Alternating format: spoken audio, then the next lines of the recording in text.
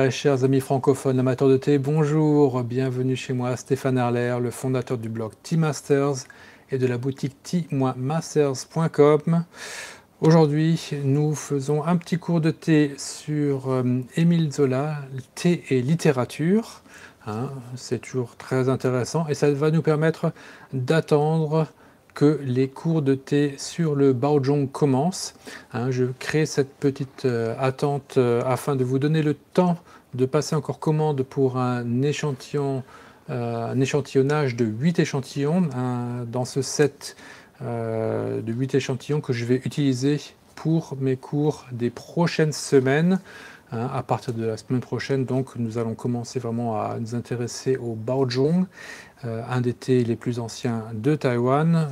Je vous ai fait la semaine dernière un cours de présentation sur les 8 Baozhong que nous allons déguster. Et bien sûr, ça va nous permettre d'étudier l'histoire, la géographie, la culture, les préparations pour faire ce thé.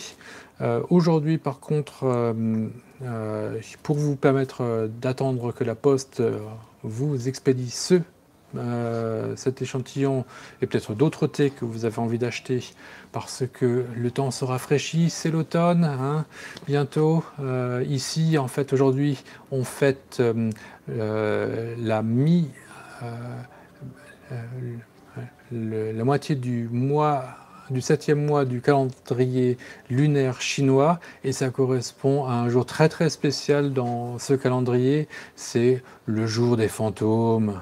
Alors, on va peut-être faire venir le fantôme d'Émile Zola, avec ce petit cours.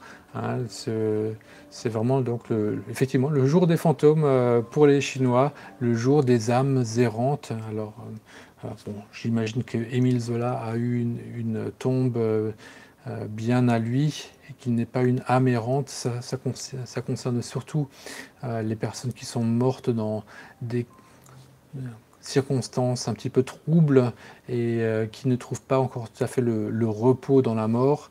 Donc pour cela, en Chine, on fait une petite cérémonie pour les âmes de ces fantômes qui pourraient errer afin qu'ils ne nous fassent pas de mal.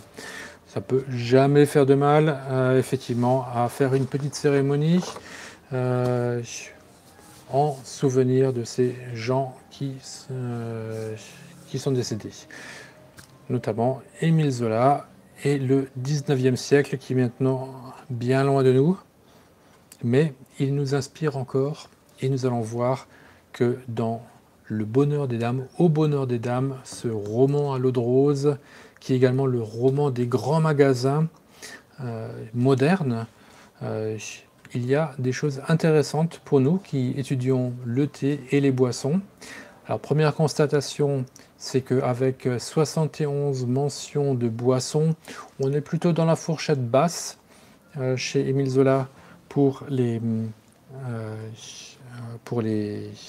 boissons mentionnées dans un roman. Alors, et également, il y a peu d'alcool.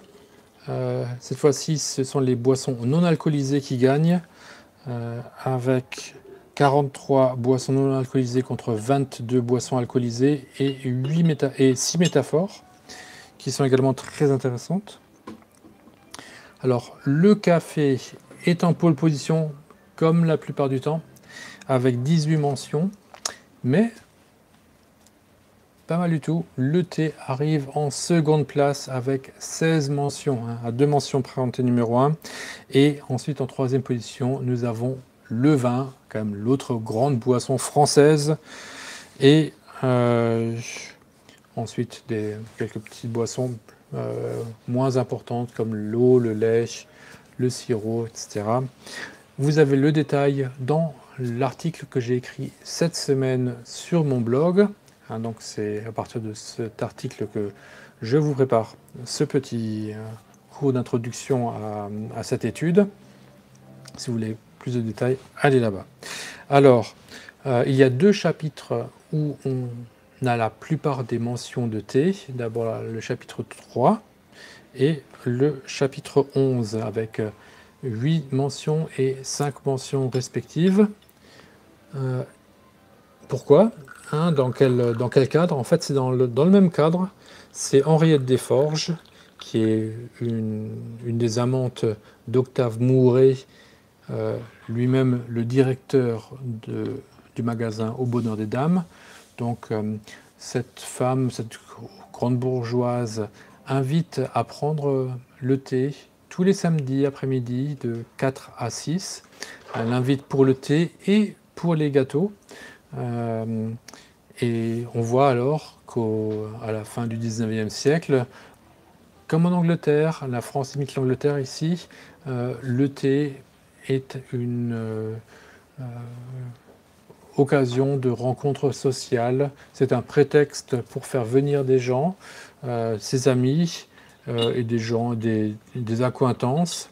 C'est là notamment que Octave Mouret va pouvoir rencontrer un baron qui est également banquier, et il a besoin de lui pour financer l'agrandissement de son magasin. Le baron Hartmann va l'aider dans cette tâche, et dans le second chapitre sur le thé, dans le 11e chapitre, Madame Desforges se rend compte que en fait, Mouret, il est moins là pour elle que pour le baron Hartmann, et ça la rend un petit peu malheureuse. Elle pensait que c'était pour ses beaux yeux, et là elle découvre qu'en fait c'est Denise, une jeune employée de Mouret, qui est en fait la personne qui a pris son cœur. Denise, c'est vraiment la petite employée de la boutique au Bonheur des Dames, qui est très très gentille. Sa gentillesse presque la perdra. Elle doit s'occuper de 2 enfants en bas âge. Ses parents sont morts. Donc elle est très jeune, elle est obligée de s'occuper de son frère, de ses 2 frères, donc dont un qui est vraiment très jeune. Elle est pratiquement leur mère. Et donc on voit que le thé est un prétexte pour ces rencontres sociales. Et donc le thé que je vais faire aujourd'hui, c'est un petit peu une ode à ce roman, parce qu'à un moment, on voit que Madame Mouret, Madame Desforges, lapsus, elle a un service à thé sur une tablette en argent, probablement européenne. Par contre, moi, j'ai fait le contraire. J'ai un service à thé européen, allemand, dans ce cas-ci, sur une tablette, sur un plateau, c'est comme ça qu'on traduit, sur un plateau en étain chinois. Mais par contre, je fais également un thé rouge. Alors, ce n'est pas marqué que le thé est rouge chez Zola, mais je le déduis je le suppute. Je le déduis d'abord du fait qu'on mange surtout des choses sucrées à ce 4 heures, comme son nom l'indique, les petits gâteaux, parfois des gâteaux. Et c'est le thé rouge qui s'accorde mieux avec les choses sucrées. Et de par l'histoire, nous savons qu'à cette époque, en Europe, le thé qui était le plus importé était le thé rouge, quand même. Ce n'était pas vraiment les thés verts ou les thés oolong légers, c'était quand même les thés rouges. Et la particularité de mon thé rouge de nos jours, un thé rouge de Hualien, mordu par des petits insectes, un petit peu à la manière des beautés orientales, c'est qu'il est tellement doux naturellement que je n'ai pas besoin de rajouter de sucre.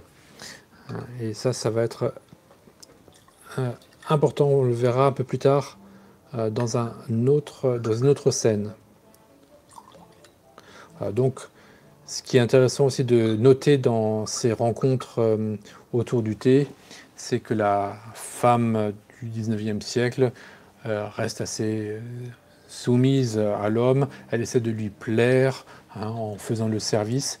Il y a des domestiques qui aident Madame Desforges à préparer le thé, qui lui amènent la théière, mais c'est elle qui va faire le service. Alors, je vous montre aujourd'hui comment on peut faire le thé avec ce genre de grande théière.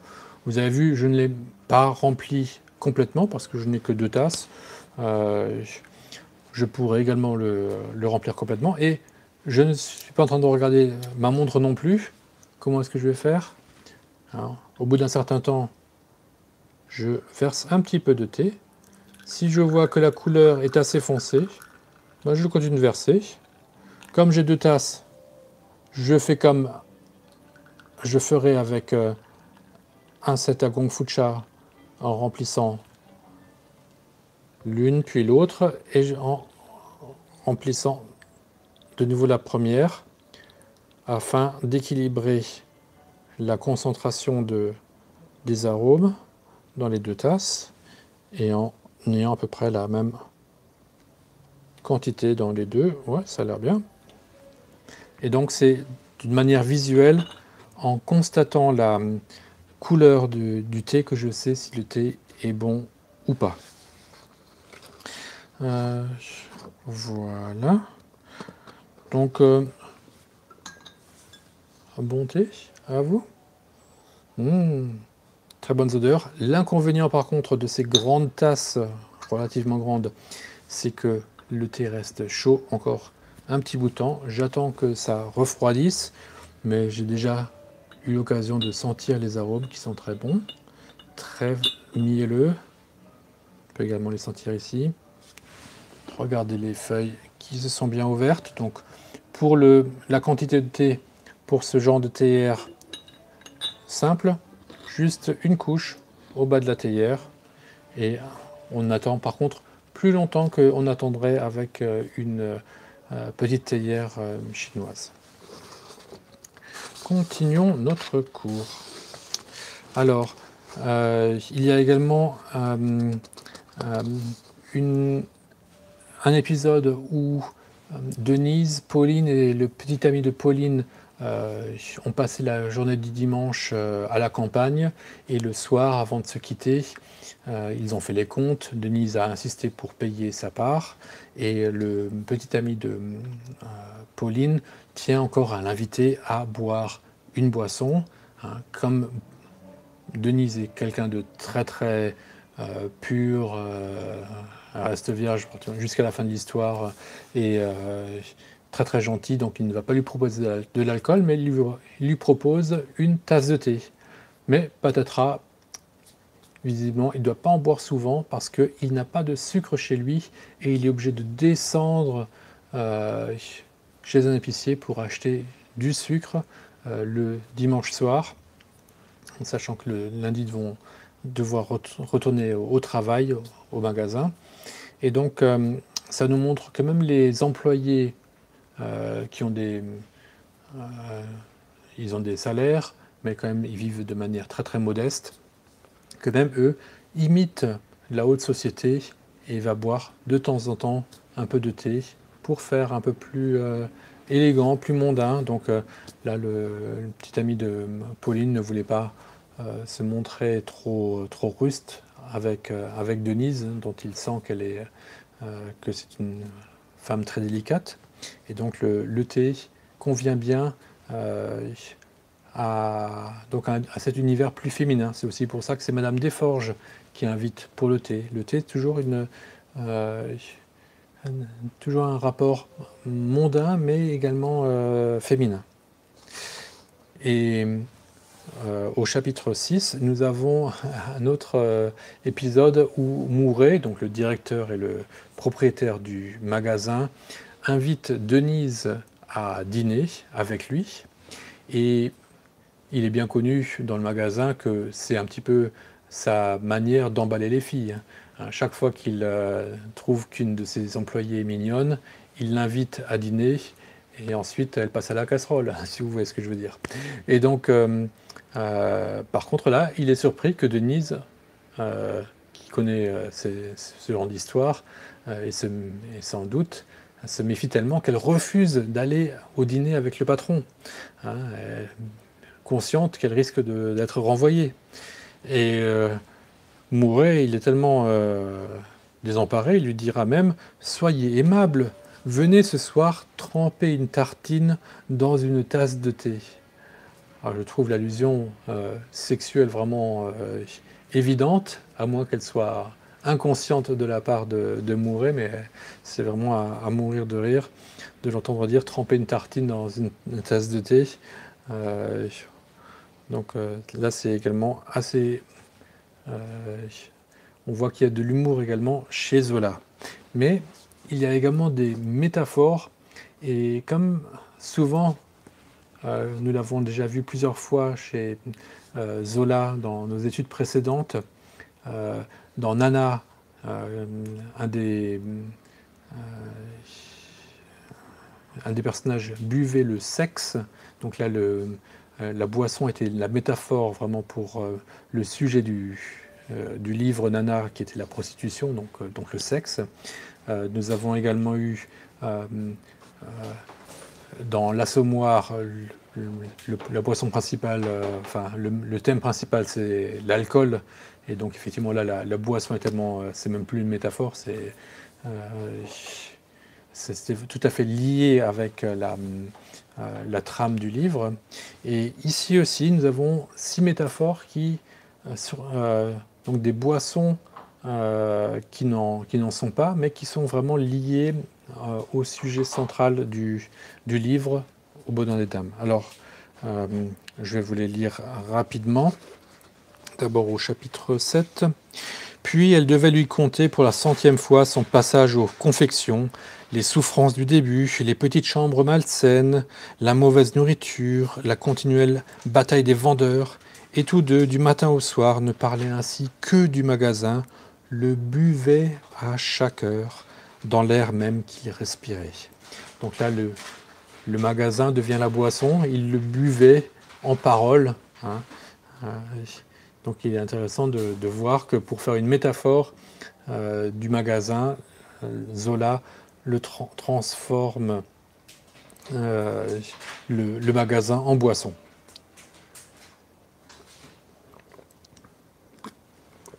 Très bon. Et très réussi.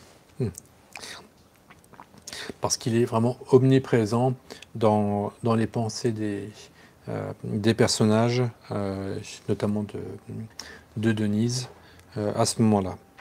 Un peu plus tard, une autre métaphore. Bourras sentait bien l'étreinte dont craquait sa boutique. Il croyait l'avoir diminuée. Il craignait d'être bu lui-même, ou de passer de l'autre côté avec ses parapluies et ses cannes, tant la terrible mécanique ronflait à cette heure.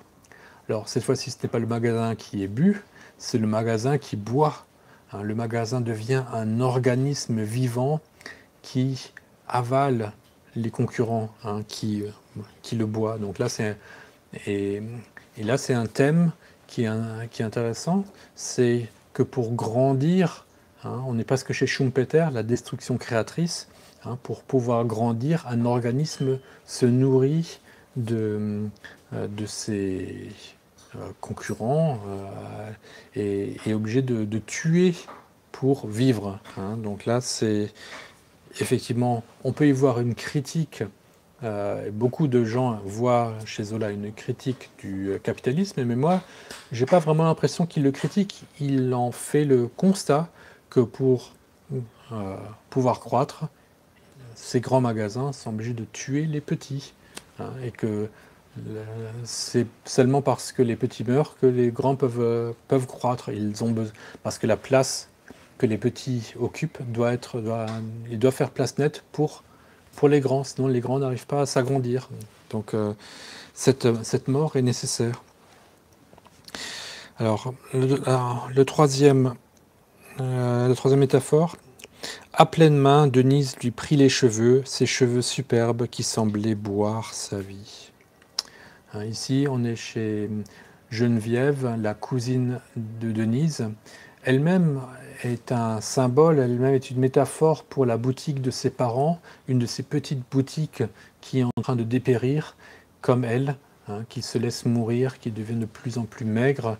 Et la seule chose qui reste beau, ce sont ses longs cheveux. De nouveau, hein, la croissance des cheveux se fait au détriment du corps. Il faut que l'un meure pour permettre à l'autre de vivre. Et de nouveau, ce même thème, cette fois-ci, c'est encore plus tragique parce que ce n'est pas une boutique qui meurt, c'est carrément une jeune fille, la cousine de Denise.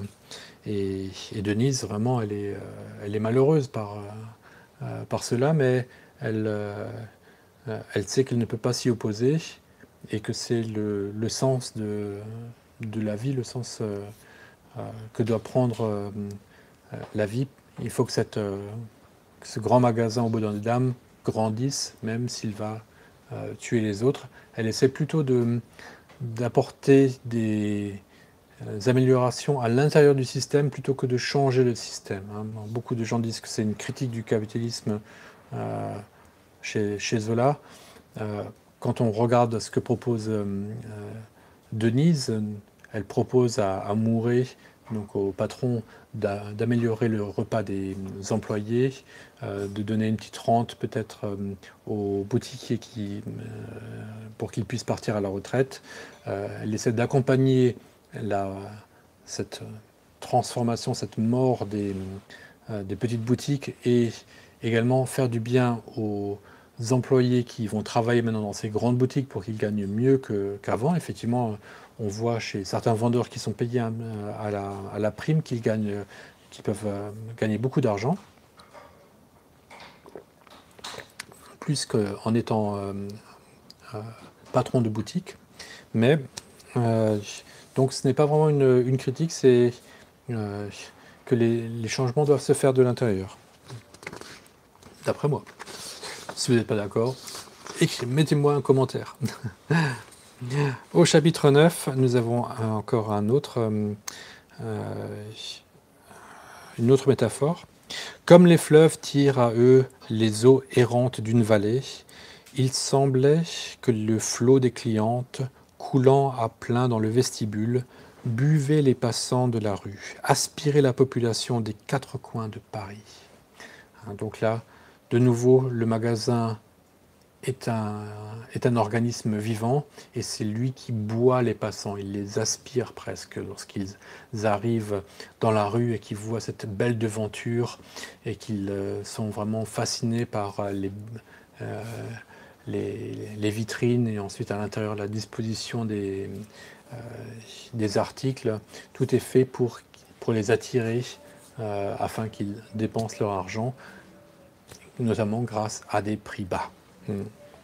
Ça, c'est l'avantage de ces grands magasins, c'est que les prix sont bas. Et qu'est-ce que ça nous amène au chapitre 11, qui nous explique un petit peu encore mieux le fonctionnement de ce système. C'est Mouret qui parle d'abord. Il parle avec un de ses directeurs.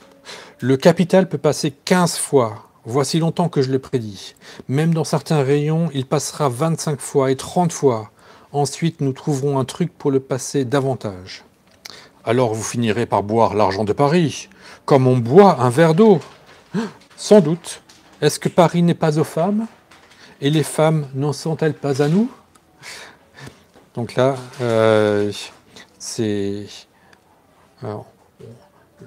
on boit l'argent de Paris, hein, comme on boit un verre d'eau. De nouveau, la métaphore de la boisson.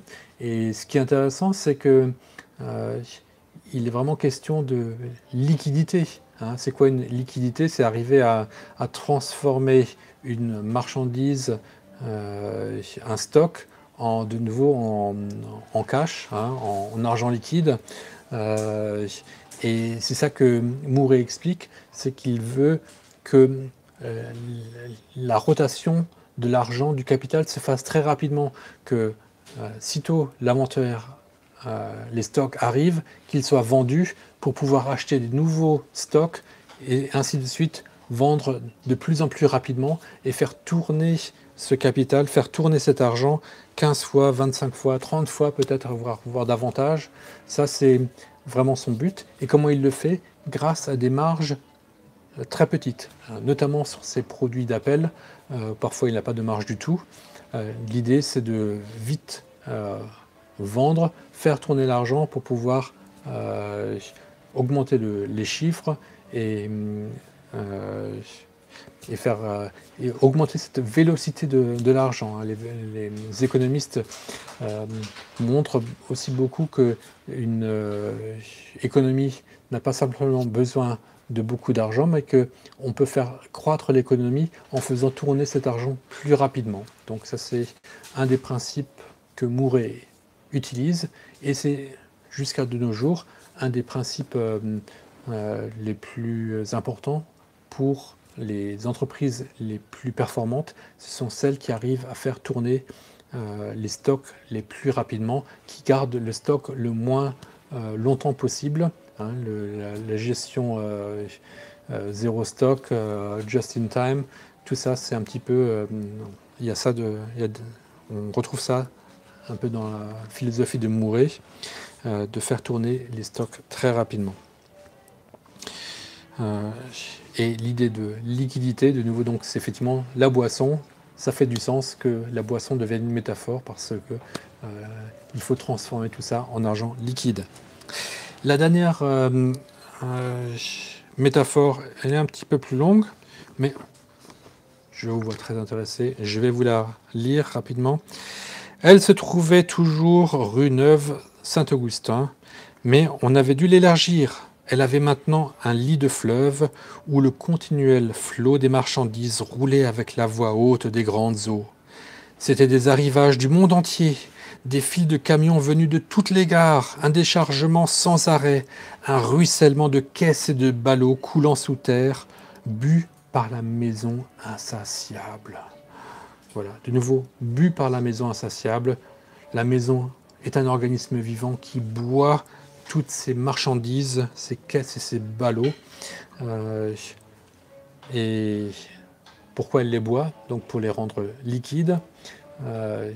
Et on a de nouveau cette très belle évocation de gargantuesque. C'est un organisme, mais il ne boit pas un verre d'eau, là, c'est carrément tout un fleuve qu'il arrive à absorber et qu'il arrive ensuite à charrier aux quatre coins de Paris. On voit que Murray a également créé des catalogues pour pouvoir satisfaire la clientèle en province. Et ce qui est intéressant, à un moment dans le livre, ce n'est pas directement lié au thé ni à la boisson, mais il explique qu'il a commencé avec un petit comptoir, une petite table avec quelques objets du Japon, et qu'au fur et à mesure, ça a connu un tel succès que c'est devenu que le rayon a grandi et que c'est devenu un de ces rayons où il gagne le plus d'argent. Donc on voit qu'à la fin du 19e siècle, il y a un engouement en France et en Europe pour des marchandises venant de Chine, du Japon, notamment des services de thé, de la porcelaine,